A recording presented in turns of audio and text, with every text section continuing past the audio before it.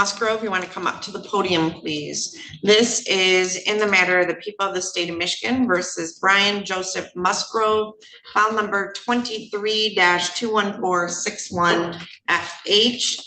I have Isaac Sneed appearing on behalf of the people, and I have Michael Dagger-Margosian appearing on behalf of Mr. Musgrove.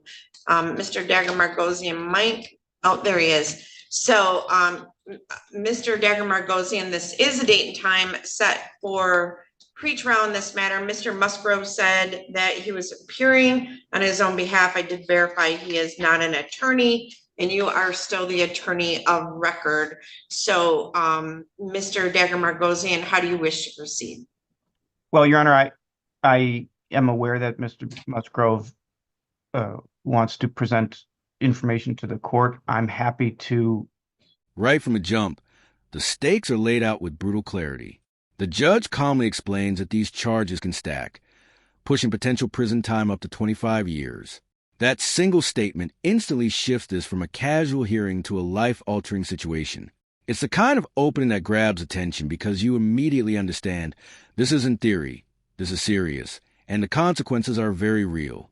Be standby counsel if he wants to represent himself. Obviously, this court would have to go through the colloquy of that, but obviously it's Mr. Musgrove's legal right to at least ask the court to do that. So I'm here to observe at this point. All right. So, Mr. Musgrove, when you were at the bench or up at the podium before, you said that you were appearing on behalf of yourself. So, Mr. Musgrove, are you asking to no longer have counsel represent you?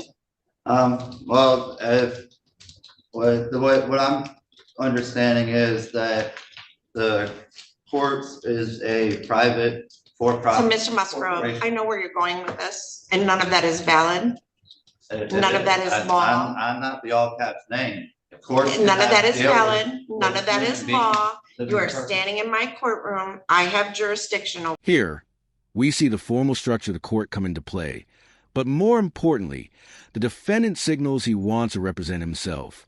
That decision alone raises the stakes. The judge and attorney respond professionally, but you can sense the underlying concern. This moment sets the tone for what's coming, a clash between legal reality and personal belief that's about to unfold.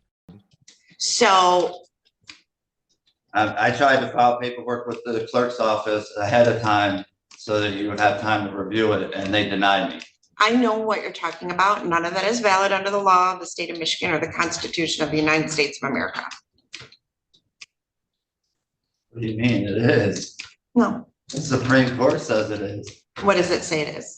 The Supreme Court says that if we were at the age of 18, we were supposed to claim our minor status. Nope, not valid. Okay. So here's what I would say to you. Mr. Dagger-Margosian is, like most of our public defenders, exceptional attorneys and very well versed in the law and very experienced. He gives legal advice. You may not like the legal advice, but it's usually good advice. I've never had anyone from the public defender's office not wholeheartedly try to represent their clients. So what you are talking about is not valid, and it is not going to get you out of this case. You're not going to be able to say all those things because it's not valid. Everyone involved in this court case has a financial interest in the case. I don't have a financial interest in your case. I get paid by the state of Michigan, whether you plead, whether it gets dismissed. I don't make any. The defendant begins leaning into familiar arguments, but the judge immediately shuts it down without hesitation. There's no room for confusion here. She makes it clear that those ideas have no standing in her courtroom. The firmness in her response creates a sharp turning point, showing that this isn't going to be a debate. It's a reality check, and it lands hard.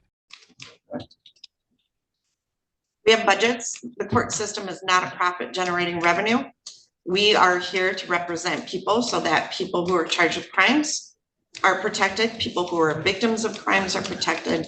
And that's why we have. But in order for there to be a crime, there has to be a victim. There is no. Well, there is a victim in this case. The victim would be the company. You are charged. I can't face. Actually, just hold on. So your crime that you are charged with, which you are innocent as of this time, let me grab the right file, is failure, oh, this is let me see. This is an embezzlement charge. So you are charged in count one with embezzlement 50,000 or more, but less than 100,000. That being an agent, servant, or employee of Hardwoods of Michigan Industries did convert to your own use without the consent of your employer or principal, industrial tools and equipment in the amount of $68,938.40 or money or equipment. And that's a 15-year felony. So if you are found guilty by a jury, you can go to prison for up to 15 years. The defendant begins leaning into familiar arguments, but the judge immediately shuts it down without hesitation. There's no room for confusion here. She makes it clear that those ideas have no standing in her courtroom. The firmness in her response creates a sharp turning point, showing that this isn't going to be a debate. It's a reality check, and it lands hard.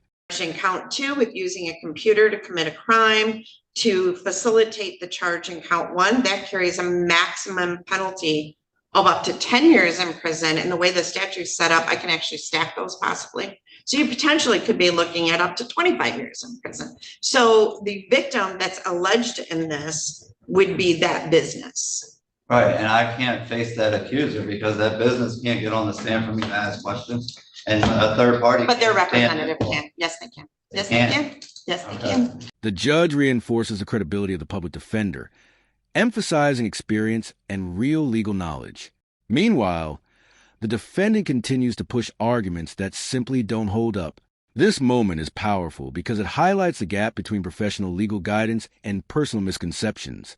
You can feel the frustration building as the judge tries to steer things back to reality. I have 189,000 of student loan debt that was forgiven to be a lawyer. You do not.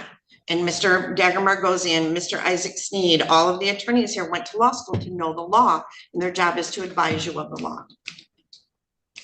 So Yeah, yes, they they're can. going- Yes, They're you going can be by charged. everything, You all the can't- laws and statutes that you guys go by Are for legal. corporations. They're for Still a crime. Still a crime. But I'm not Still a a business crime. corporation, I'm a living person. Yep, and that's why you're Okay. standing in front of me. If you were dead, the case would be dismissed.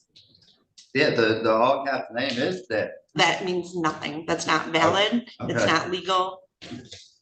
right. So do you want to represent yourself or do you want to have an attorney to represent you?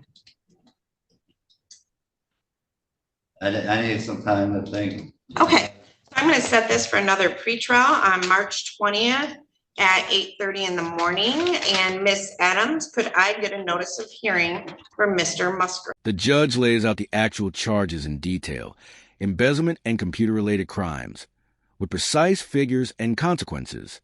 This isn't abstract anymore. It's specific, measurable, and serious.